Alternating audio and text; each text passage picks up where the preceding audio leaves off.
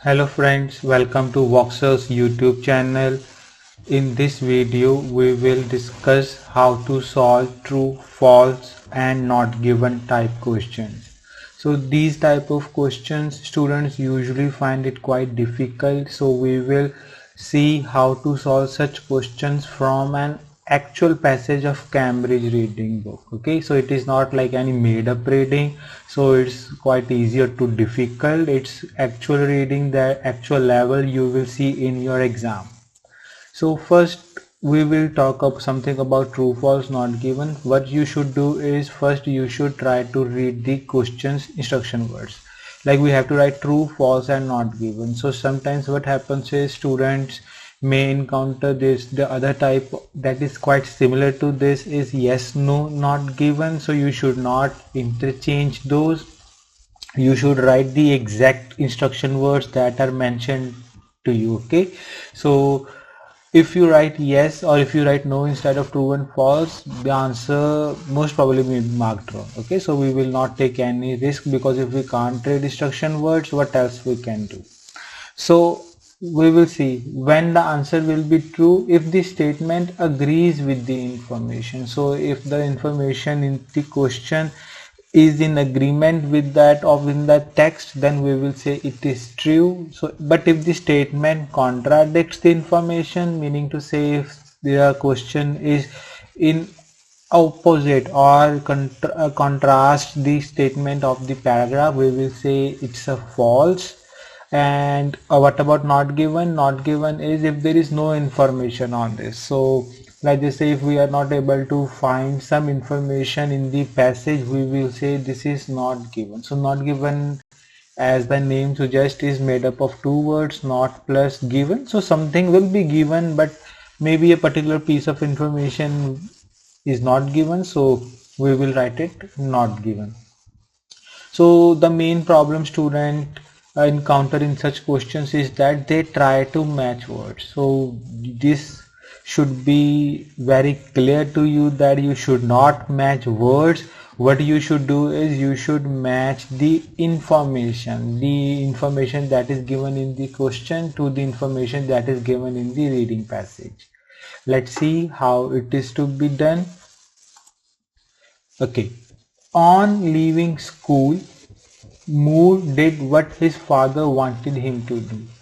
Okay, so this is our keyword, like when he left the school. Okay, Moore. So this is our, you can say, keyword, or you can say locator word. So wherever it is written mention of school or Moore, and he did what his father wanted him to do. So when it will be true, if Moore did what his father wanted him to do after leaving school, so that information will be true. When it will be false, when Moore didn't do that thing what his father wanted him to do. Like his father wanted him to continue study, but he chose to do work. But if he allow, let's just say opposite, his father wanted him to go into the workforce, but he chose to study further, so then it will be false. And when it will be not given, when there is no information on either what Moore did after leaving school or what his father wanted him to do after leaving the school.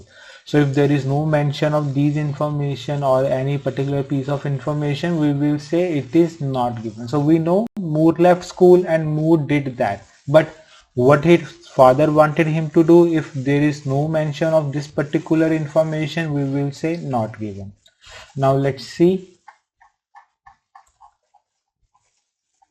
Henry Moore. Okay, so this is particular passage Henry Moore. So this particular person, the passage is entirely dedicated to him. Was born in Castleford, a small town near Leeds in the north of England. He was the seventh child of Raymond Moore and his wife Mary Baker. He studied at Castleford Grammar School from 1909 to 1915, where his early interest in art was encouraged by his teacher Alice Godstick. So if you read from here to here, we have no mention of father or after leaving school. So we will continue reading until we find those words after leaving school. So here is our first word that is mentioned here. Moore hoped to become a sculptor, but instead he compiled with his father wished that he trained as a school teacher. So he complied, here complied meaning to say he did what his father wanted him to do. Okay, so he wanted to become sculptor, but instead he complied with his father wish. He agreed or he did what his father wanted him to do, that he trained as a school teacher. Okay, so obviously he did what his father wanted him to do. So our answer for this particular will be true. All right, moving to the next question. Moore began studying sculpture in his first term at the Leeds School of Art. So we will see this particular person. Okay, he studied, sorry about that, began studying sculpture. So he studied sculpture in his first term at Leeds. So in his first term he studied in his first term he studied sculpture, not in his like second term, third term, or whatever term is. So when the answer will be true, when he studied sculpture in his first term. When the answer will be false, when he studied something else in his first term, like instead of sculpture he studied another stream. Okay, or he studied sculpture but not in his first term, maybe in some other term, then the answer can be false. Or he didn't go to Leeds Art School of Art, he went to some other school. Okay, then the answer will be false. And when the answer will be not given, when we don't know what he studied in his first term, there may be mention of what he studied in his second term or third term, but if it first term is not mentioned, we will say not given. Okay, let's see. So for true and false, make one thing very clear, that your second answer will always be after your first answer. Okay, so he had to abandon his training when he was sent to France. Okay, after the war, Moore enrolled at the Leeds School of Art. So yes, he went to this particular school where he studied for 2 years. So okay, there he studied for 2 years. In his first year, okay, first term, so first year he spent most of his time drawing. So he did drawing in his first year, although he wanted to study sculpture. No teacher was appointed until his second year. Okay, so here it is clearly written that he wanted to study sculpture but no teacher was appointed, meaning to say no teacher was available to teach him. So he studied drawing most of the time. So obviously we know he studied sculpture but just not in his first year but in his second year. So the answer to this should be false. Alright, moving on to the next one.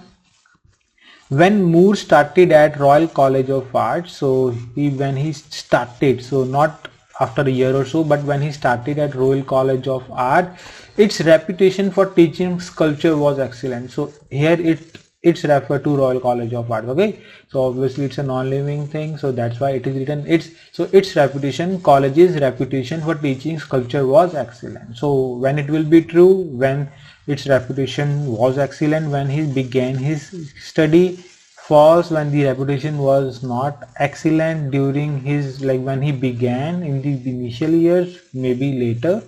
When it's not given, when there is no mention of its reputation was excellent or not in the beginning, or there is no mention of the college, something like that. Okay, let's see. At the end of the year, he passed the sculpture examination and was awarded scholarship to the Royal College of Art in London. So yes, we know he studied in this particular college. In September 1921, he moved to London and began 3 years of advanced study in sculpture. Okay, still no mention of its reputation. Alongside the instruction he received at the Royal College, Moore visited many of the London museums, particularly the British Museum, which had wide range collection of ancient sculpture. During these visits, he discovered the power and beauty of ancient Egyptian and African sculpture.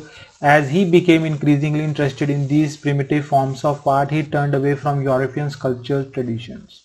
Still, there is no mention when he began studying what was the reputation of this particular college after graduating. So there is no, so after graduating means when he finished the college, so there is no mention of the reputation of the college when he first started going there.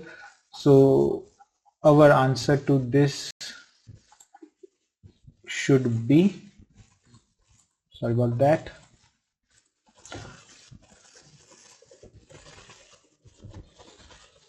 not given. So we have no information about its reputation. So because of this, as we don't have any information about the reputation when Moore started the college, so whether it was excellent or whether it was not excellent, we don't know about anything about the reputation or how people perceived this particular college. Was it like a dream of the students or not? Like what was its reputation? We don't know about that, so we will say not given. Okay, so this is how you should try to find your information. So let's see answers: true, false, not given, true, false, not given. So hope it is clear to you how to find true, false and not given in any particular passage of Cambridge books or even in your exam. This particular thing should be clear to you. If you want our help, you can go to our website. Here you can find our website, and I'm going to leave link in the description also. We provide both offline and online courses training. So there is an online course that we provide, and it is like one of the most, if not the most extensive course on IELTS. It covered all 4 modules in depth. Your reading, listening, writing and speaking, both for writing for both academic and general training. So if you like go through this particular course, I don't think you will need anybody else's help, and if you want our help, you can contact us. Okay, we will be glad to help you. I will see you in the next video. Till then, goodbye and take care.